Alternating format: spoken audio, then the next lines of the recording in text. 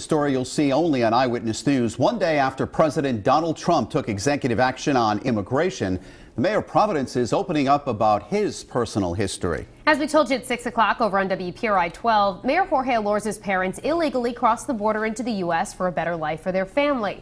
Tonight, the mayor defends his parents' actions and says the president's stance on illegal immigrants and their impact on our country is all wrong.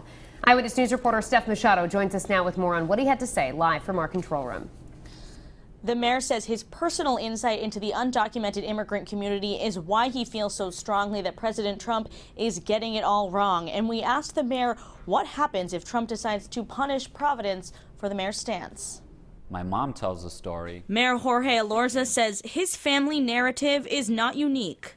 You know, my parents' story, it's an improbable story, but it's a classic immigrant story too. His parents came from Guatemala, crossing illegally into Texas. My sister was 1 year old, so my mother spent about 2 full weeks in the desert. Elorza was born in Providence, and his parents and sister were undocumented for most of his childhood, his parents working in factories until they got amnesty and eventually became United States citizens. I asked my parents, why did you do it?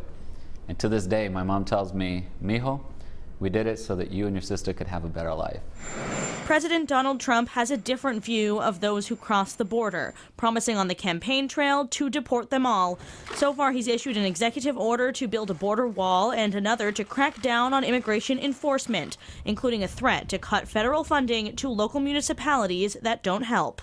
The day is over when they can stay in our country and wreak havoc. We are going to get them out, and we're going to get them out fast. The president couldn't be more wrong on who immigrants are. Elorza citing his experience in the immigrant community. The sense that somehow immigrants are drawing from rather than adding to the community is just plain wrong. They're committed to working hard, keeping their nose to the grind, playing by the rules. Do you fear that federal funding would be cut or that ICE would come in and try and deport immigrants in Providence? Yeah, I don't know what President Trump is going to do. I think they're trying to figure it out themselves.